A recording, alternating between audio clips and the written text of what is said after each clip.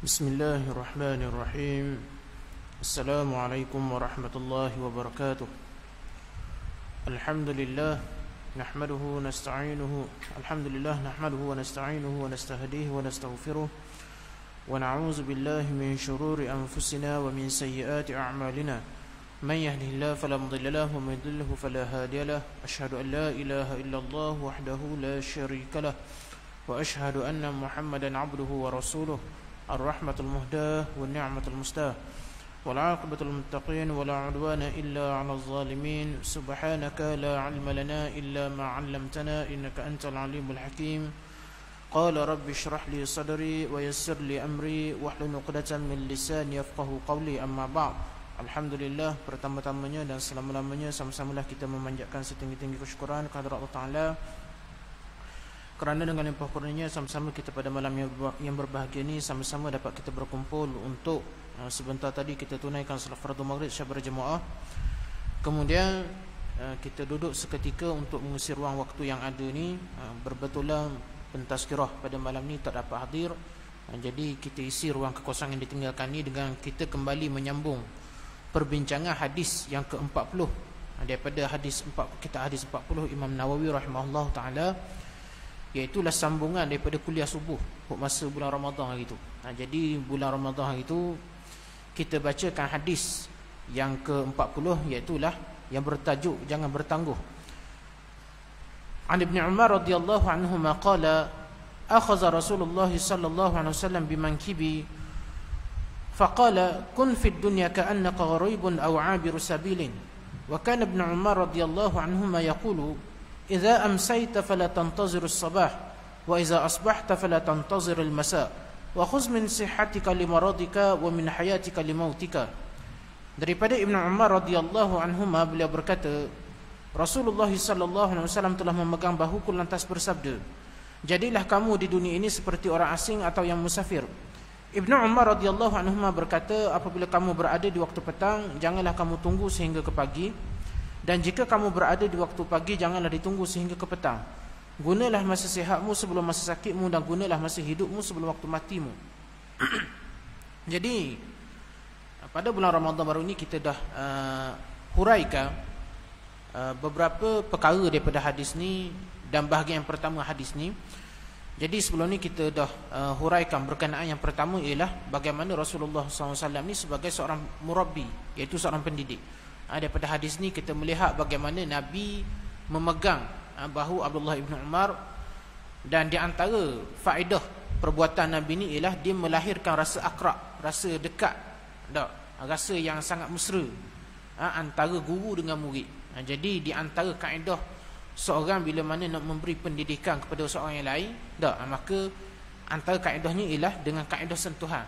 Bukanlah dia mengajar dengan sentuhan tu, tapi sentuhan ni didapat, orang kata, menghasilkan rasa yang mesra.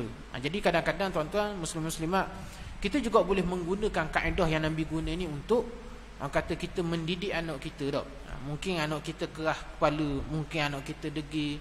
Jadi kadang-kadang kalau asyik duk tangankan sokmo pun duk kena juga. Yalah, bukan kita duk boleh pukul anak, bukan tak boleh rotan anak, tapi sekali-sekala dia perlukan juga, orang kata, sentuhan kasih sayang ni. Jadi ni antara kaedah yang boleh kita buat. Kemudian yang kedua ialah dunia hanyalah jambatan yang menghubungkan akhirat. Ni kita huraikan, kita dah sebut sebelum ni. Jadi dunia hanyalah jambatan yang menghubungkan akhirat. Yang kedua daripada hadis ni yang kita huraikan sebelum ni ialah dunia ni ad-dunya balaghatul akhirah. Dunia ni ialah jambatan yang menghubungkan kepada akhirat. Jadi apa sahaja yang kita perbuat dalam dunia ni, kita kena sedar bahawa dunia ni bukan tempat tinggal kita. Dunia ni bukan tempat tinggal, dunia ni adalah tempat untuk meninggal. Sampai masa suka tak suka kita akan mati. Kita panjang usia ke, kita pendek usia ke, kita muda ke, kita tua ke, kita sihat ke, kita sakit ke, kita kaya ke, kita miskin, sampai masa mati dia akan mati. Tak ada orang dia boleh hidup selama-lamanya dalam dunia ni, dan tak ada orang dia akan dapat segala-galanya dalam dunia ni. Kalau seorang dia boleh dapat segala-galanya dalam dunia ni, maka nescaya orang kaya tak akan nak mati kalau dia boleh dapat segala-gala benda yang dia nak dalam dunia ni. Sebab tu dunia ni, tuan-tuan muslimin muslimat, disebut sebagai dunia. Ad-dunia, dunia. Kita sebut dunia tu, ad-dunia tu benda. Ad-dunia ialah dia daripada kalimah Arab yang bermaksud dana. Dana maksud dia rendah. Dana ni maksud dia rendah. Lawan dia akhirat. Dah dana, pasal apa dunia dinamakan sebagai rendah? Kerana dalam alam dunia ni tuan-tuan muslim-muslimat, kita tak akan dapat semua benda yang kita nak. Allah tak jadikan dunia ni sebagai tempat untuk kita dapat segala-galanya. Tempat yang kita akan dapat segala-galanya ialah di syurga nanti. Jadi kerana itulah orang beriman dia kena sedar bahawa dunia ni bukan tempat tinggal. Sekaya apa pun dia, sesihat mana pun dia, pasti dia akan mati. Mati ni tidak bersyarat kepada kena sakit. Mati tak bersyarat kena tua. Kadang-kadang ada orang bila dok tua, dok sakit, muda, dia sihat, maka dia kata enjoy dengan life dia. Dia bersukaria dengan hidup dia. Tak ada ingat nak bangun tahajud, tak ada ingat nak pergi ke masjid, tak ada ingat nak semayang, tak ada ingat nak baca Quran. Hok dia tahu merempik, main motor, gawe macam-macam lah. Main bola. Dah bila nak pergi masjid? Tua kat gigi masjid. Minggu depan lumba motor accident. Lalah mati. Dah pergi masjid, dah tua. Dah nak kata mana dah lah nak pergi masjid sebab dah tua. Sebab dia anggap masjid hanyalah tempat bagi orang tua. Jadi tuan-tuan, dunia ni dia bukan tempat tinggal kita. Sebab tu dunia adalah tempat untuk kita membuat persediaan.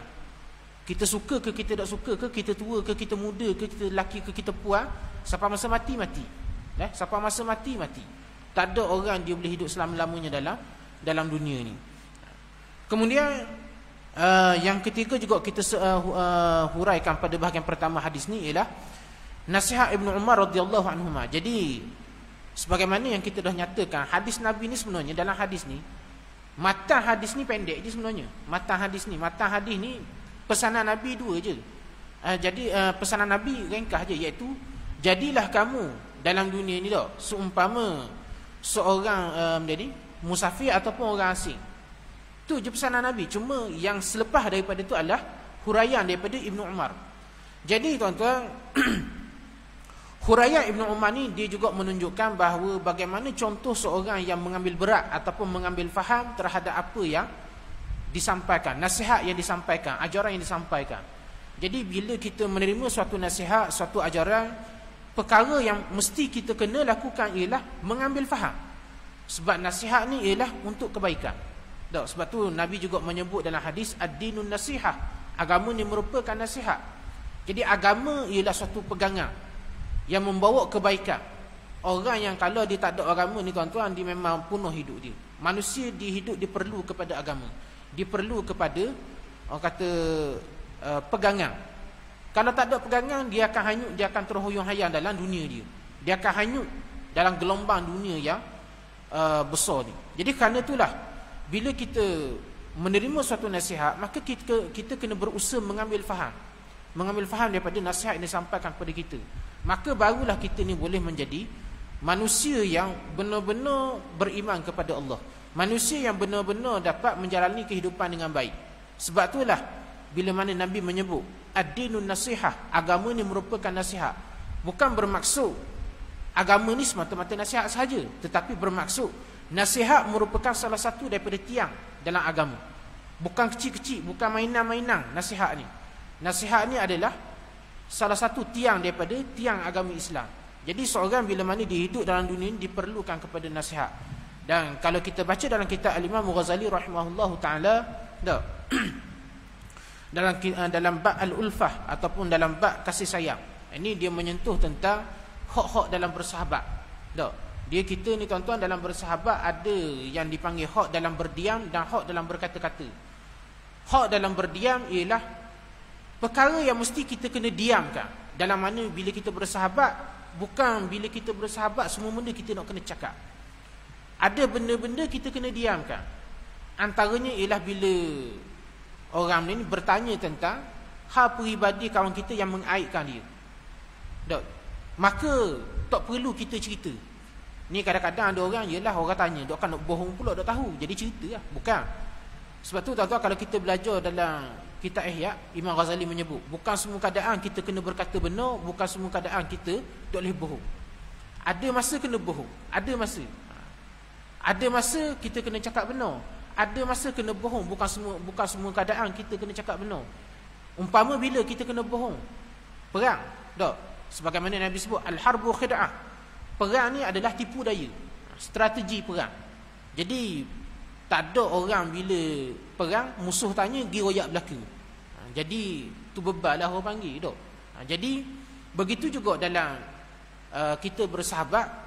Bila seorang bertanya tentang satu perkara yang aib berkenaan dengan kawan kita, dan orang tu bukan orang yang berhak tahu, dia tak perlu tahu pun, kita yang tahu dengan rahsia kawan kita, bukannya orang kata dengan betul bendanya beritahu, tak, saya ni ginilah, tak mau nak nipu, takut dosa, takut dosa. Lepas tu pergi cerita lah buruk kawan tu, tak.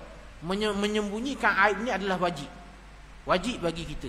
Jadi kalau orang tanya kata tak tahu, padahal kita tahu bohong tu. Tapi ni antara bohong yang dibenarkan, yang dituntut. Bukan semua keadaan kita kena cakap benar. Walaupun kita dituntut berkata benar, tapi bukan semua keadaan. Jadi di antara juga yang lain dibincangkan dalam bab al-ulfah ni ialah hak sahabat dalam berkata-kata, iaitu apakah hak sahabat kita terhadap kita dalam hal berkata-kata pula. Maksudnya apa yang kita boleh berkata-kata bila kita bercakap, apa yang perlu kita cakap untuk kawan kita, kepada kawan kita, apa yang boleh kita cakap, apa yang tak boleh. Jadi di antara benda yang dituntut ataupun yang disebut oleh Al-Imam Al-Ghazali rahimahullah ta'ala berkenaan dengan hak dalam berkata-kata ialah nasihat, memberi nasihat. Bahkan Imam Ghazali menyebut, tidaklah saudara kamu ni lebih memerlukan, tak, nasihat ni lebih kecil daripada harta. Maksudnya keberhajatan dia terhadap nasihat dan ilmu lebih utama, lebih besar daripada harta kita. Sebab harta ni tuan-tuan, dia guna dia setakat dalam ni. Tetapi nasihat, ilmu, panduan, irsyad, petunjuk ni guna dia adalah di dunia dan juga di akhirat. Jadi bila kita bersahabat, maka kita perlu memberi nasihat. Dan bila kita bersahabat, kita kena menjadi seorang yang mendengar nasihat. Tak boleh orang nasihat kita tak dengar, ataupun kita beri nasihat orang tak dengar pun tak boleh juga. Maknanya bila kita memberi nasihat, Imam Ghazali ajar juga menyebut dalam kitab Ihya, kalau kita beri nasihat kawan kita tak ikut, maka kita kena orang kata macam tekan dia. Maknanya ceritakan ancaman-ancaman terhadap perbuatan dia ni dah, kalau perbuatan dia ni salah. Jadi ni nak cerita nasihat dalam Islam, nasihat dalam Islam. Jadi Ibnu Umar ni contoh seorang yang bila mana dia dengar nasihat, dia memahami dengan sepenuhnya nasihat tersebut. Bukan orang kata macam setengah-setengah orang, masuk telinga kanan, keluar telinga kiri, masuk angin, keluar asap, tak ada benda. Faham tak? Jadi kerana tu, ni antara benda-benda yang dah kita huraikan sebelum ni, cuma kita imbas balik. Kemudian kita masuk pada malam ni, iaitulah yang keempat, gunakan masa dengan sebaiknya. Orang yang mengerti nilai waktu tidak membiarkan waktunya habis dengan percuma, tetapi dipenuhinya dengan amal yang berguna. Ini kerana dia sedar waktu adalah umurnya, habisnya bererti kurang umurnya dan kurang pula amalnya. Padahal amal itulah persediaan hidup yang paling bermanfaat untuk sepanjang zaman. Ibnu Umar radhiyallahu anhu berkata dalam wasiatnya, gunakanlah dari sihatmu bagi masa sakitmu dan dari hidupmu bagi masa matimu. Ini bererti masa sihat dan masa hidup di dunia hendaklah dipergunakan sepenuhnya dan sebaik-baiknya untuk amal dan pekerjaan yang berguna untuk mendatangkan faedah di kemudian hari. Baik. Jadi gunakan masa dengan sebaiknya. Jadi di antara faedah yang paling besar, antara faedah yang besar dalam hadis ni ialah kita mesti menggunakan masa yang ada ni dengan sebaiknya. Dan kita kena ingat, masa dia sentiasa berjalan. Masa dia berjalan dan dia takkan menanti kita, dan dia juga takkan patah balik untuk kita. Kita kalau kita orang kata benda ni terlajak, kita bawa kereta, kita terlajak, kita boleh undur balik. Kita bawa perahu, terlajak, boleh undur balik. Tapi ada benda tuan-tuan dalam hidup kita, dia takkan boleh diundur balik, iaitu masa kita. Kesilapan kalau kita buat, kita boleh perbetulkan, tapi selagi masa tu ada. Kalau masa tak ada, kita tak nak perbetulkan kesilapan kita. Jadi masa ni dia sentiasa bergerak dan takkan sekali-kali menunggu kita. Masa dia akan bergerak dan dia takkan patah balik pada kita. Jadi kerana tu kita kena sedar, hidup kita dalam dunia ni tuan-tuan, dia semakin lama semakin sikit. Dia bukan makin banyak. Yang makin banyak tu angka usia kita. Tak macam kita kalau, yelah setengah-setengah orang kan dia suka sambut birthday. Tahu birthday? Tak. Bahasa sini panggil benda hari jadi. Hari jadi. Kampung hamba panggil birthday. Orang Badak je tapi panggil birthday. Tak tahulah, mungkin orang Badak ni banyak daripada asal mereka aku. Tak. Tapi mana nak royak tuan-tuan, biasanya kita ni suka sambut birthday, tapi kita di situ siapa? Orang puang. Orang lelaki jarang ingat birthday. Ke ada sini orang lelaki ingat birthday sendiri ataupun hari jadi sendiri? Biasa dah ingat. Orang lelaki ni biasa dua tarikh je dia ingat. Hok dia ingat tarikh lesen dengan tarikh road tax mati kereta. Hok tu je ingat. Tarikh mati lesen dengan tarikh mati road tax. Dok, hok tu je ingat. Kalau bini start je tanya, abang ingat tak hari ni hari benda? Sudah dah lah. Ingat tak tarikh hari ni? Masa tu dia akan mari belaka. Anniversary dia ke, ataupun birthday bini dia ke, anak dia ke. Anak ada 10, ngiga pula mikir what nasi. Masa tu baru start nak cari IC apa semua. Birthday sendiri pun dah ingat. Orang lelaki lah, dok. Cuma makna nak cerita perangai berakhir sambut hari jadi ni orang puang lah, dok. Orang puang. Saya teringat baru ni minggu lepas ada sahabat saya, dia ustaz sekolah saya lah. Dia hari jadi dia minggu lepas.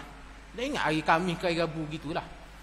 Tapi kebetulan saya hari tu balik lewat, dia pun balik lewat juga. Jadi bini dia ni buat surprise. Dia beri adakan jenis boket, bukan boket ni, belon besar tu, belon besar, lepas tu ada coklat dengan kek, kek dengan buah. Dok. Jadi besarlah barang tu, dok. Dia surprise. Tapi surprise pun untuk lelaki dia, orang lain balik belaka. Dia seorang je lah. Untuk lelaki dia ada kat sekolah, hampir seorang. Kemudian dengarlah dia cakap dengan bini dia dalam telefon, bapa dia surprise gini, dok, beri hadiah besar-besar gini, dok reti abang dengan mutu. Kawan tu dengan mutu je kerja. Nak balik guna pula barang tu. Jadi maknanya ingat, mana nak cerita bini tu ingat.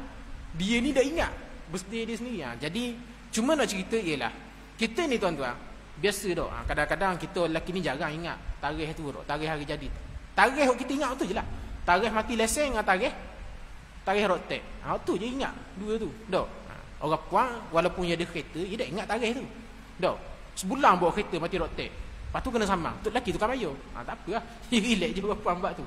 Jadi tuan-tuan, bila kita sentiasa dok, kadang kata setiap tahun kadang-kadang kalau dok kita pun orang lain dok. Dia maknanya orang ni dia biasa menyambut sambutan hari jadi dia. Tarikh kelahiran, ulang tahun kelahiran ni. Ulang tahun kelahiran. Baru bunyi macam KL sikit, dok. Tapi tuan-tuan, bila kita menyambut hari jadi kita ataupun tarikh lahir kita, dok kira siapa pun sambut, angka usia kita dia bertambah dan menunjukkan bahawa kita tu angka yang bertambah tu, dok kira lah 35 ke 45 ke 67 ke, dok umur 70 ke, dok kadang-kadang ikutnya ke orang kafir, dok. Sambut dengan kek dengan lilin, dok. Lilin pula ikut umur, dok. Kalau hok muda-muda umur 23 tak apa, 23 batang lilin. Hok 70 batang lilin. Banyak lilin pada kek. Lelah kawan tu nak tiup. Sekali tiup cabut gigi basuh. Dok. Lelah. Jadi makna tuan-tuan, yang bertambah tu angka bukan menunjukkan masa kita masih banyak. Tapi menunjukkan ialah masa kita dalam dunia ni semakin pendek. Dia dah semakin singkat, dah semakin kurang. Makin kurang. Bertambah angka kita, angka usia, bermakna berkurangnya waktu yang kita ada. Jadi bila semakin berkurang waktu yang ada, bermaksud waktu untuk kita beramal, waktu untuk kita nak sembahyang, nak baca Quran, nak buat persediaan untuk akhirat, mana dah semakin kurang. Jadi kerana itulah orang yang bijak dia tidak akan membazirkan usia dia dengan benda yang sia-sia. Dia akan sentiasa ingat. Bahkan Allah Ta'ala menjadikan kita ni tuan-tuan, umur kita pendek dan kita tak tahu bila kita mati. Rugi lah kita gitu, ustaz.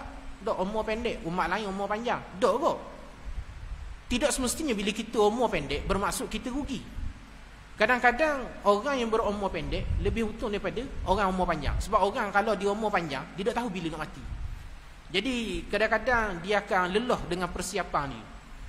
Tapi umat Nabi Muhammad Allah Ta'ala buat umur dia pendek. Jadi walaupun dari sudut masa kita mungkin tak beruntung seperti umat yang terdahulu, tetapi kita beruntung dari sudut kita mudah nak predik ataupun kita mudah nak jangkakan bila kita akan mati. Dan Allah Ta'ala bila dia nak mematikan kita, dia nak menghadirkan kematian, dia tak jadikan kematian tu gitu je. Tuan-tuan, seorang bila nak mati, Allah Ta'ala akan berikan beberapa petanda kepada dia. Tak ada orang tiba-tiba terus mati gitu. Melainkan dia ada tanda-tanda dia. Cuma atas orang lah sedar. Dia antara tanda-tanda kematian. Ulama membincangkan, membahaskan ada beberapa tanda kematian. Yang pertama tuan-tuan, di antara tanda seorang ni bila mana dia dekat nak mati ialah dia kurang selera makan. Dia makin kurang selera. Kalau kita ni selera baik lagi apa semua, tu tanda lambat lagi nak mati. Tapi orang bila dekat nak mati, dia selera dia makin kurang. Dia makin kurang. Dan kalau dia makan pun dia akan mula berlaku perubahan pada proses penghadaman dia. Makan asyik muntah. Tuan-tuan biasa tak tengok kalau orang kalau tuan-tuan mungkin pernah tengok orang yang dah mati, tapi 3 bulan ke 4 bulan sebelum dia mati, dia mula macam makan tu tak berapa mana tu. Dia makin kurang. Dan bila saat paling dekat dia dekat dengan nak mati, dia tak akan makan banyak dan kadang-kadang dia tak makan tu. Melainkan mungkin masuk dalam perut dia 1 ataupun 2 gelas air gitu je. Sebab apa? Bila seorang dia makan asyik muntah, menunjukkan rezeki dia dah hampir sempurna. Seseorang dia tak akan mati melainkan sempurna dulu rezeki dia. Dulu dia ada satu kisah tuan-tuan yang diceritakan oleh Mufti Madinah. Mufti Madinah. Ada seorang yang bila mana dia ada seorang pengembara. Dia mengembara dekat dia musafir dekat padang pasir. Kemudian tengah padang pasir tu dia dahaga nak cari air. Dia cari, kemudian dia terjumpa sebuah perigi. Lalu dia pergi dekat perigi tu dan dia tengok dalam tu masih ada air. Jadi dia ambil.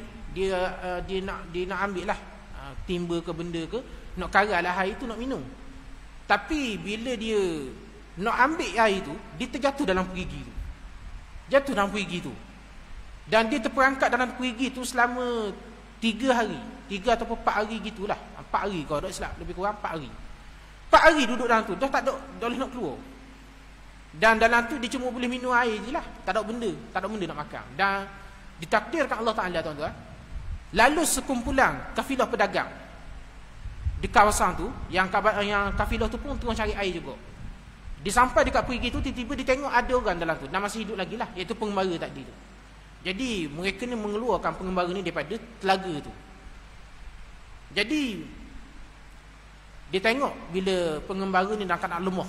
Yalah orang 4 hari dah tak makan pada duduk minum air telaga tu je. Jadi dia orang ni tuan-tuan, bila dia lama tak makan, dia tak boleh terus beri makanan.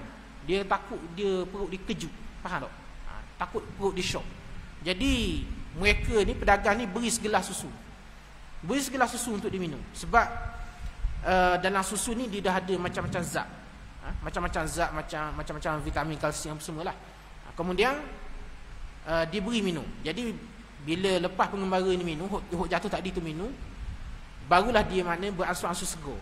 Jadi bila tengok dia ni dah makin segar, jadi kafilah ni pun dah ambil air semua. Mereka pun minta izin nak berlalu lah, nak tukar perjalanan dia orang. Jadi pengembara ni pula tuan-tuan, sekali lagi bila dia dah rasa gagal sikit, dia bangun nak ambil air, jatuh pula sekali lagi dalam tu. Ni bukan cerita kelakar. Tapi tuan-tuan nak cerita, lepas dia jatuh kali kedua, masa tu baru dia mati. Maknanya benda, seseorang selagi tak sempurna rezeki dia, Allah Ta'ala takkan matikan dia. Rezeki kita ni tuan-tuan, Allah Ta'ala dah tentukan. Dia dah tentukan rezeki kita banyak mana, setakat mana, siapa bila. Jadi rezeki terakhir pengembara ni ialah segelas susu. Selagi dia dapat segelas susu daripada kafilah tu, Allah Ta'ala tak takdirkan dia mati. Dah sampai ke ajal dia. Bila kata dapat aja air segelas, susu segelas tu, dan itulah rezeki terakhir dia, baru dia mati. Jadi maknanya seorang dia tak akan mati selagi dia tak sempurna rezeki dia. Kalau kita makan asyik muntah, kemudian selalu dak urut apa semua, tu mungkin tanda dia. Kemudian antara tanda lain ialah bila mana kita ni kerap nak tidur. Kerap sangat ngantuk. Tuan-tuan, antara pesan Luqmanul Hakim kepada anak dia, jangan kamu banyak tidur. Orang yang banyak tidur, dia akan bangkit bertemu Allah Ta'ala di akhirat nanti dalam keadaan muflih. Jadi tuan-tuan, orang bila dia dekat nak mati, dia akan jadi semua nak ngantuk. Faham tak? Pasal apa? Sebab tenaga dia mula menghilang, tenaga dia mula melemah. Sebab tenaga dia beransur-ansur hilang, jadi dia akan jadi semakin nak tidur. Tapi tanda ni tuan-tuan, dia bukan berlaku esok lusa nak mati. Dia berlaku dalam tempoh setahun, 2 tahun, kadang 3 tahun, kadang 5 tahun. Dok, kita tengok ada orang kadang-kadang bila dia dekat nak mati ni tuan-tuan, dok, dalam setahun lagi nak mati ke 2 tahun lagi nak mati, dia ni asyik nak tidur je. Malam tidur, pagi tidur, tengah hari tidur, petang pun tidur. Tidur semua memanjang. Tak tahu kadang-kadang ni hobi ke benda tidur semua. Jadi tidur ni tuan-tuan bukan tak boleh, tetapi berpada-pada. Sebab bila kita masih hidup, kita masih ada usia, semasa kita masih ada tenaga, maka jangan banyak tidur.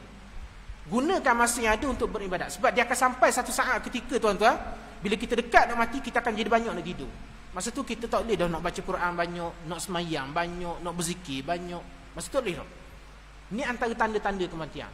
Dan juga sebab tu kalau kita tengok, kalau kuat nak tidur semua tu, cek molek. Takut masa dekat tu. Mana tahu. Dan antara juga tanda-tanda kematian yang para ulama bincangkan ialah orang bila mana dia dekat nak mati, dia akan mula meninggalkan kebiasaan dia. Kalau dia ni kebiasaan suka berziarah, suka gingai, suka gitu, dia akan mula orang kata meninggalkan kebiasaan tu.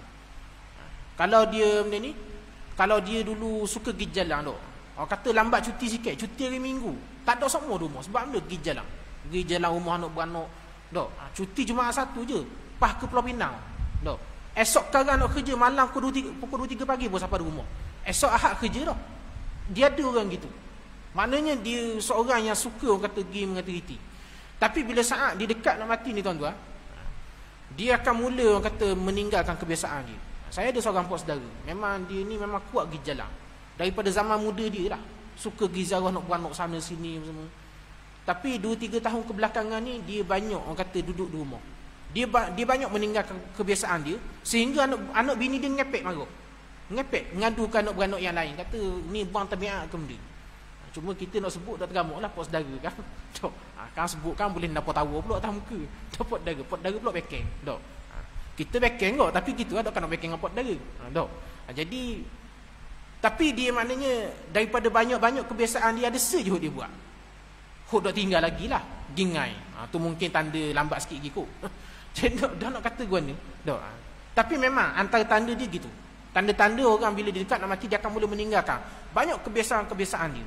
Dan begitu juga dia akan mula nak menjauhkan diri daripada orang. Dia akan lebih banyak menumpukan masa dia dengan bersendirian, sama ada dia pergi di rumah. Kalau dulu dia kerek pergi masjid, dia akan makin kurang pergi masjid. Dia akan lebih banyak orang kata beribadat dekat rumah. Kalau dia pergi masjid pun tuan-tuan, dia tak akan duduk dekat ramai-ramai orang. Dia akan cari tempat ceruk-ceruk, belakang pintu, tepi tiang, belakang tiang, celah almari, dok. Kadang-kadang orang nak masuk buka pintu, khatam. Ingatkan ada orang punya. Dia ke? Dok. Dia akan mula mengasingkan diri daripada orang. Jadi tuan-tuan, Allah Taala tak menjadikan kematian. Sebab kematian ni tuan-tuan, dia benda yang besar. Dia suatu benda yang besar. Allah Taala tak jadikan kematian ni begitu saja, melainkan Allah Taala akan beri tanda-tanda dia. Cuma atas kita sejauh mana kita sedar dengan tanda-tanda ni. Dia tanda-tanda kematian ni banyak. Dia bukan setakat dengan orang kata benda ni gigi yang dah mula gugur, dok, ataupun rambut yang mula memutih. Itu tanda-tanda juga. Tubuh yang dulu kuat semakin melemah, dok. Dan di antara juga tanda kematian ni benda, muka dia jadi makin pucat. Tubuh dia makin sejuk dan muka dia makin pucat. Tu juga antara tanda-tanda. Dok, kadang-kadang ada orang dok, dia sebut, dia tengok ni pelik dah ni. Muka dak dia darah dia dah mula kuat. Faham tak? Jadi muka dia jadi pucat. Jadi orang kata, kawan dia kata, "Mu ni berat dah ni nampak ni." Dok. Ni main pucat gini ni seminggu dah pucat pun ni. Setara ni rasa dak lepas rasa tu asal lusa ni. Dok. Dok hari ni, dok esok lusa mu mati. Dok. Kena-kena hok tegur tu mati dulu. Dok. Ada juga kadang-kadang dia tegur tengok tanda-tanda orang, lalah dia mati dulu. Ada juga. Macam saya dulu, tuan-tuan ingat masa arwah tok saya hidup lagi, dia sakit, dia duduk mersing. Kita ni dengar dia dok apa semua tu pergi lah. Dan dia ada seorang jiran dia, kita panggil Mak Long, tak tahu nama sebenar dia. Tapi awak Terengganu jugalah, jaga dia. Dah anak-anak duduk jauh belaka. Jadi Mak Long ni lah tukang mandi dia apa semua, dia dok tok saya. Lepas tu bila kita pergi tu, bila nampak tu dah segar sikit, 2-3 hari duduk tu, kita balik lah Terengganu. Lepas balik Terengganu Tok Ki telefon, beritahu ni meninggal dah. Dia maklum tok dok meninggal lagi. Tok hok lepek sakit tu dah mati lagi. Tapi hok tukang jaga tu mati dulu. Jadi mana nak cerita tuan-tuan, kematian ni Allah Taala tak jadikan dia begitu saja sebenarnya. Dia ada tanda-tanda dia. Sebab kematian ni benda yang besar. Begitu juga kalau kita kena COVID, orang tak ada dia kena COVID terus kena COVID lalu. Dia melainkan dia ada tanda-tanda dia. Sakit tekuk, demam, sesama macam-macam lah simptom-simptom dia. Jadi begitu juga tanda-tanda kita sebutkan tadi itu adalah simptom-simptom kematian. Seorang bila mana dia mendekati mati, maka Allah Ta'ala akan hadirkan beberapa tanda kepada dia. Mungkin tak semua orang dia akan alami semua sekali tanda tu. Kadang-kadang dia ada 2-3 tanda pada dia. Kadang-kadang ada orang 1 tanda, kadang 2 tanda. Tapi makna tanda tu ada. Allah Ta'ala tak jadikan kematian ni begitu saja. Tetapi yang paling besar bukan kita nak kena tunggu tanda-tanda tu dulu. Kematian ni kita kena ingat, kematian ni dia datang tanpa dijemput, tanpa diundang. Jadi kita tak tahu, kadang-kadang toh tanda tu berlaku pun kita tak sedar pada kita. Jadi kerana tu tuan-tuan, persediaan. Dan persediaan ni dia melibatkan masa kita. Dan sebab itulah Allah Ta'ala menurunkan satu surah, iaitu surah Al-Asr. Surah Al-Asr. Allah Ta'ala bersumpah demi masa. Demi masa Allah Ta'ala bersumpah. Tuan-tuan, bila dalam ilmu tafsir, bila mana Allah Ta'ala bersumpah dengan makhluk-makhluk dia, menunjukkan makhluk-makhluk ini dia ada kepentingan dia. Masa adalah salah satu daripada makhluk ciptaan Allah Ta'ala. Masa ni makhluk. Jadi bila Allah Ta'ala bersumpah dengan makhluk, menunjukkan masa ni benda yang sangat penting bagi kita. Jadi kerana itu kita kena memperbanyakkan, menggunakan masa kita ni dengan beribadat. Kerana itulah bila seorang dia membuat ibadat di waktu muda dia, di waktu sihat dia, kita baca dalam hadis ni, bagaimana Ibnu Umar dia menyebut, gunalah masa sihatmu untuk masa sakitmu, dan masa hidupmu untuk masa matimu. Maksudnya gunakan kesempatan waktu sihat dan juga waktu hidup atas dunia ni sebelum sampainya sakit, sebelum sampainya mati ni. Dan dalam hadis yang lain Nabi menyebut, ni'matani maghbunun katsirun minan nas, as-sihhatu wal faragh. Nabi kata ada 2 nikmat. Ada 2 nikmat maghbunun katsirun minan nas, yang paling banyak disisiakan, yang dipandang sepi, yang tak dimanfaatkan sepenuhnya oleh manusia ni, iaitu benda as-sihhatu wal faragh, waktu sihat dan juga waktu lapang. Biasa orang bila waktu sihat dia tak sibuk untuk nak beribadat, dia akan sibuk buat benda-benda yang lain. Bila sampai masa sakit, masa tu barulah nak baca Quran, masa tu baru nak berdoa, masa tu baru nak pergi masjid. Masa sihat tak mari, masa sihat tak kisah sangat dengan ibadat. Begitu juga waktu lapang. Masa lapang ada digunakan untuk hobi-hobi dia lah.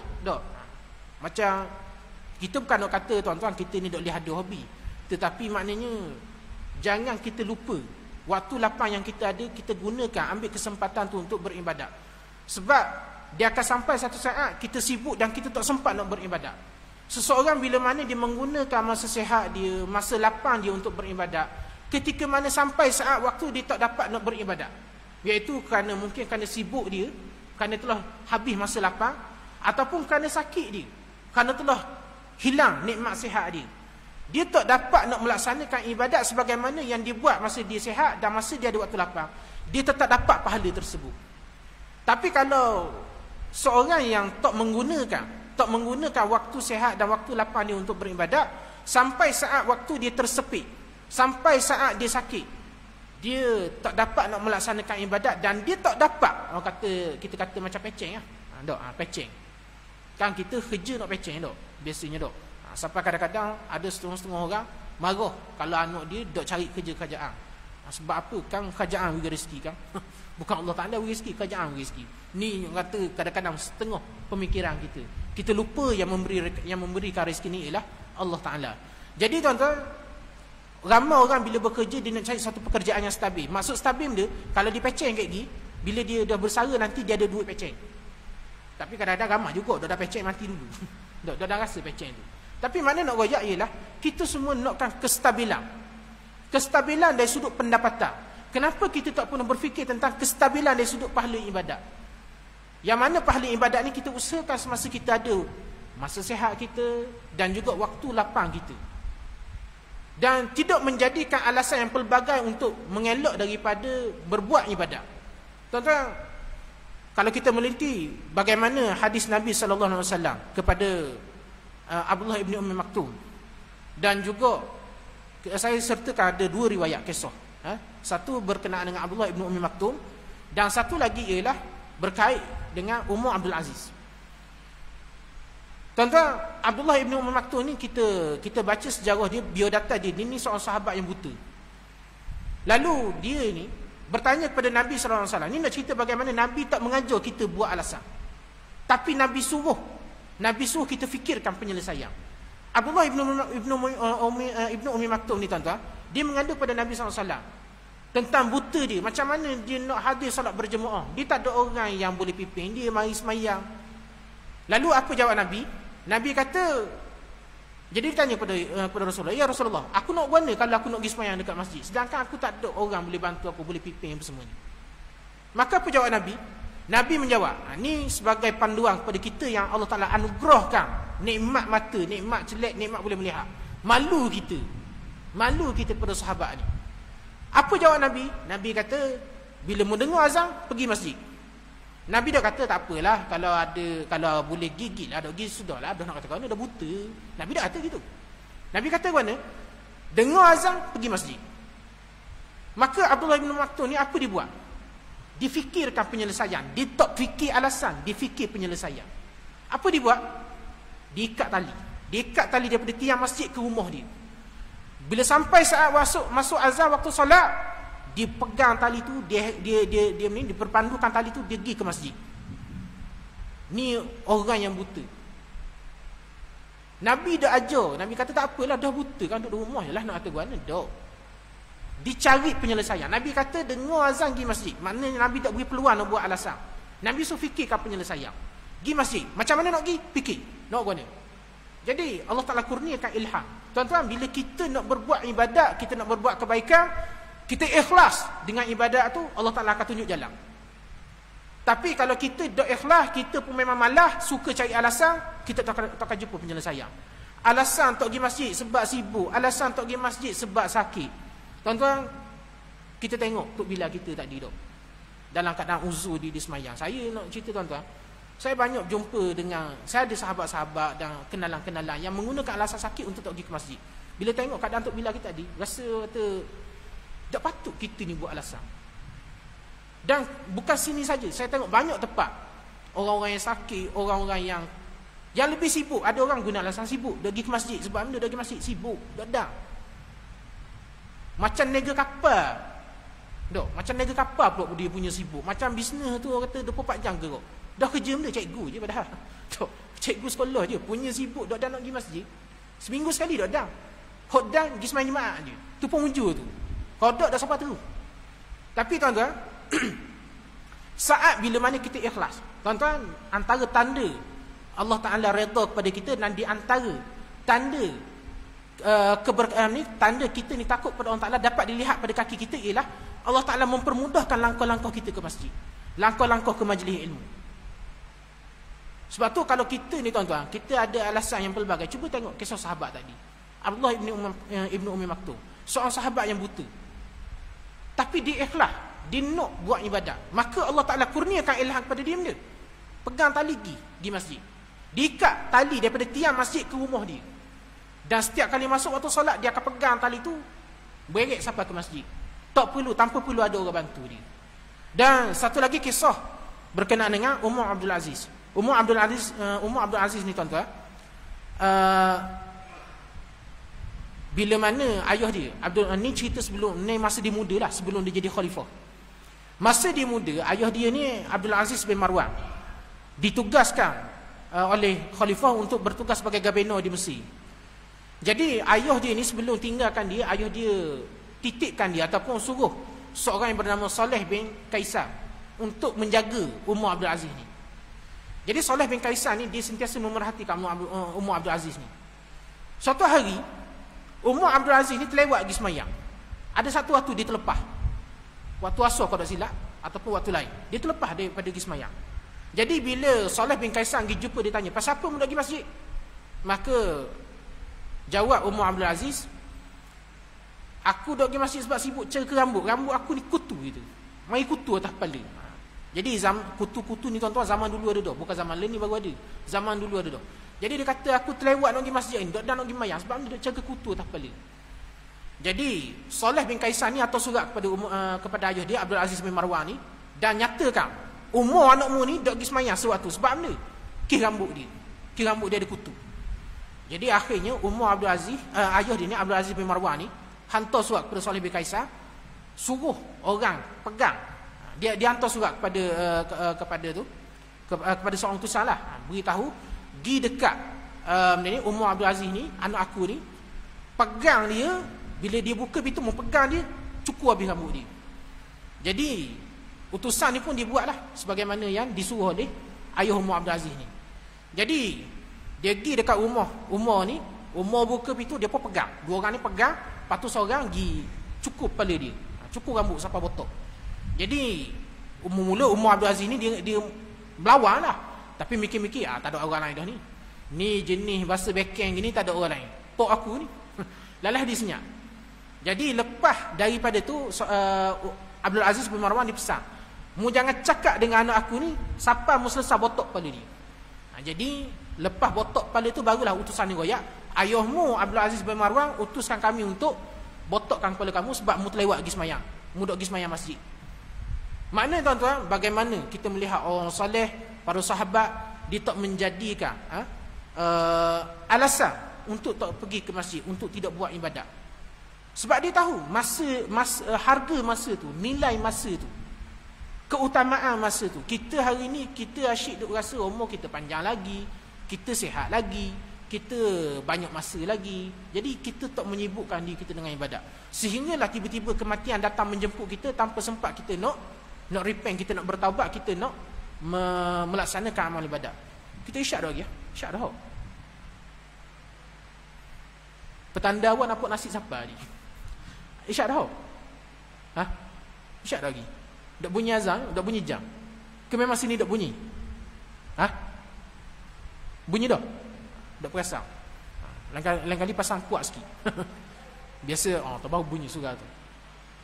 Sebab ada setengah-setengah tempat dengan bunyi jam lagi, lepas tu huk sebelah ni bunyi geduk pula. Dia ada kan jam bunyi geduk tu. Nak pecah telinga kita dengar. Punyalah nak suruh berhenti. Tapi tak apalah, insya-Allah kita berhenti sinilah. Insya-Allah kita akan sambung balik perbincangan kita ni di masa yang lain. Jadi mudah-mudahan segala apa yang disampaikan kepada malam ni sama-sama dapat kita ambil manfaat dan kita amalkan. Segala apa yang baik datang daripada Allah Ta'ala, dan apa yang tersilap dan terkurang tu datang daripada kelemahan diri saya sendirilah. Wallahu ta'ala a'lam wa alam. Aqulu qawli hadza wa astaghfirullah li wa lakum. Wassalamualaikum warahmatullahi wabarakatuh. Rabbana atina fid dunya hasanah wa fil akhirati hasanatan wa qina azaban nar. Sallallahu ala sayyidina Muhammad wa ala alihi wasallam. Walhamdulillahi rabbil alamin.